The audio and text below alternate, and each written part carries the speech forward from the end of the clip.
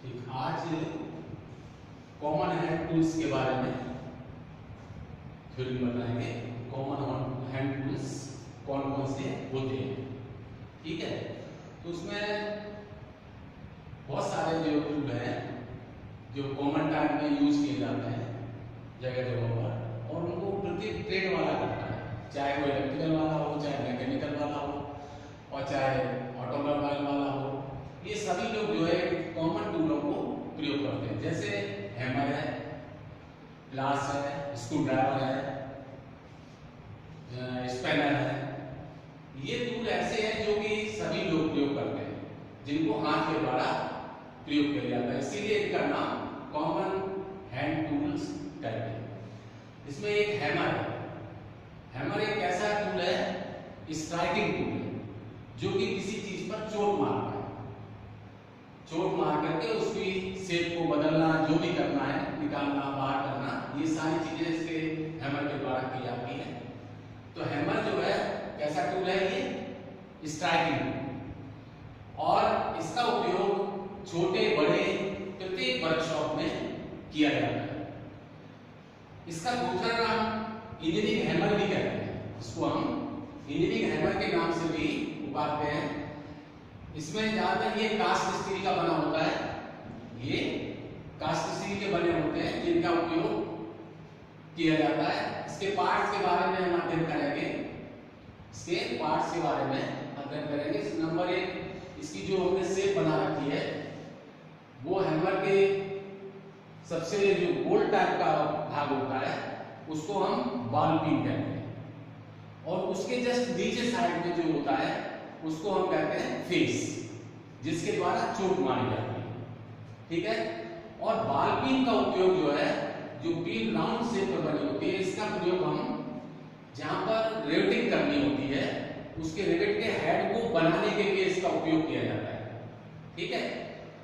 इसमें एक हैंडल होता है जो कि लकड़ी का होता है, हैंडल लकड़ी का होता है, और इसकी भी शेप जो है कुछ अलग तरीके की होती है, क्लिप्स के शेप की होती है, इलेक्ट्रिकल शेप होती है। उससे क्या होता है, ग्रिपिंग जो है हमारे हाथ में मजबूत रहती है, पकड़ जो है अच्छी रहती है। दूसरा, ऊपर वाला हिस्सा बॉल पिन होता है और नीचे वाला हिस्सा फेस कहलाता है, जिसके द्वारा चोट मारी जाती है।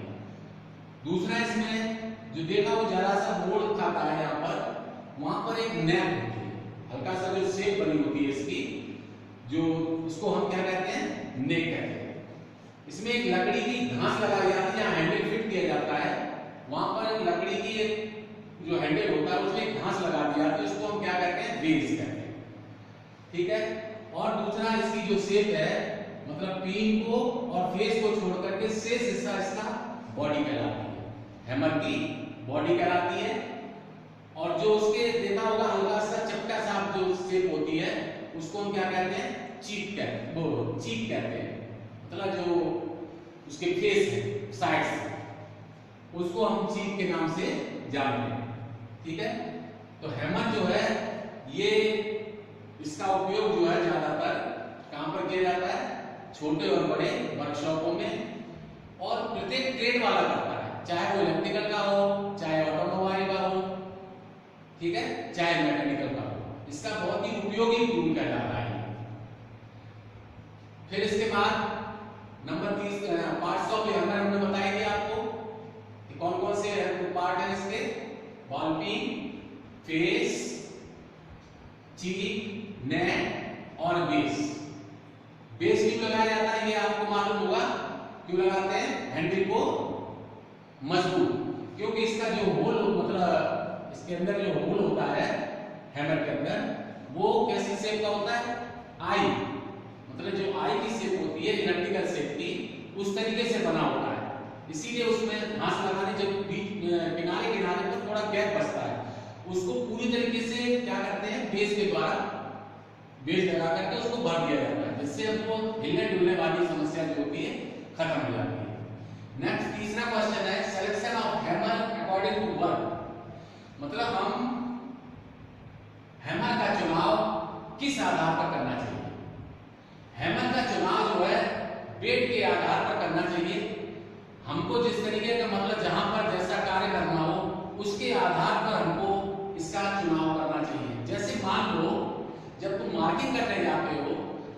मार्किंग करने के बाद अपनी जो लाइनें उस पर बनाते हो जॉब पर, उनको स्थायी करने के लिए एक मार्किंग हैमर का प्रयोग करते हो। तो उस मार्किंग हैमर का जो उपयोग मतलब करते हो यूज, वो कितने ग्राम का होता है? 250 ग्राम का होता है, क्योंकि हल्का चाहिए होता है, क्योंकि उनको पंच करके हल्के हल्के छोटे छोटे से निशान बनाने होते हैं। तो जैसा कार्य होता है उसके मुताबिक ही हमको प्रयोग करना चाहिए। जैसे मान लो बहुत ही हैवी कोई वर्क करना है, या मान लो कोई शाफ्ट है, उसको पुली को बाहर करना है, तो वहां पर हमें जो है उससे बड़े हैमर का उपयोग करना चाहिए। 1.5 kg, 2 kg, 2.5 kg, जितनी मतलब उसको हम किसके आधार पर? वेट के आधार पर, जैसा कार्य होगा उसके आधार पर हम चुनाव करते हैं। ठीक है, तो selection of hammer according to work, कार्य के अनुसार हमको हैमर का चुनाव करना चाहिए। जैसा कार्य हो उसके आधार पर, जैसे कार्य बहुत कोई छोटा करना है, या पीतल पर या कॉपर वगैरह पर, सब मटेरियल पर कहीं पर कुछ निशान बनाने हैं, कुछ करना, पंचिंग करना है, तो वहां पर हमें हल्के हैमर का, जैसे सुनार जो होता है, मान लो उसके पास भी हैमर होता है, तो बहुत छोटा सा हैमर होता है, उसका 100-150 ग्राम का होता है। वो क्यों रखता है? वो इसलिए रखता है क्योंकि उसका जो जिस मटेरियल को से कार्य करना है वो बहुत ही सॉफ्ट मटेरियल होता है। इसके आधार पर आपको हैमर का चुनाव करना चाहिए। Next, classification of hammer. हम हैमर का जो वर्गीकरण है वो किस आधार पर करते हैं? मतलब क्लासिफिकेशन ऑफ हैमर का जो वर्गीकरण है वो मटेरियल के अनुसार तो होता ही है। जैसे सॉफ्ट मटेरियल है, हैमर जो है भिन्न प्रकार के होते हैं। मतलब क्लासिफिकेशन ऑफ हैमर के प्रकार। तो नंबर 1 में जैसे हमने अभी जो हैमर बनाया है वो बॉल पेन हैमर, क्योंकि इसका जो हिस्सा है कैसा है? बॉल की शेप का है, तो इसी के पिन के आधार पर ही निर्धारित किया जाता है। तो ये किस तरीके का है? Ball pin hammer. Next, ball pin hammer के बाद cross peen hammer, straight peen hammer. ठीक है, तो ये 3 प्रकार के होते हैं, ball peen hammer, cross peen hammer और स्टेट पेन हैमर। फिर उसके बाद नायलॉन हैमर होता है, मैलेट हैमर होते हैं, स्लेज हैमर है। ये इसके प्रकार है। क्या है? प्रकार है। ये कार्य के अनुसार हमें जगह जगह पर जैसे हमारा कार्य होता है उसके आधार पर हम चुनाव करते हैं। जैसे अभी हमने नाम एक दिया स्लेज हैमर। स्लेज हैमर ये इसका दूसरा, हिंदी में इसको हम घन कहते हैं। तो जहां पर देखा होगा बड़ा बड़ा हैवी कार्य करने होते हैं, वहां पर इस हैमर का प्रयोग करते हैं, जिसको हम क्या कहते हैं? स्लेज हैमर कहते हैं। और इसका जो वेट होता है वो 2.5 kg से लेकर के 10 kg तक का होता है। जो देखा होगा कभी कभी लाल लोहे को जो है फैलाना होता है या पीटना होता है उसको, तो हम घन से इसके ऊपर चोट मारते हैं। ठीक है, और इनके बारे में थोड़ा सा और डिटेल में जानने के लिए हमको फिर पूरी तरीके से अध्ययन करना होगा। ठीक है।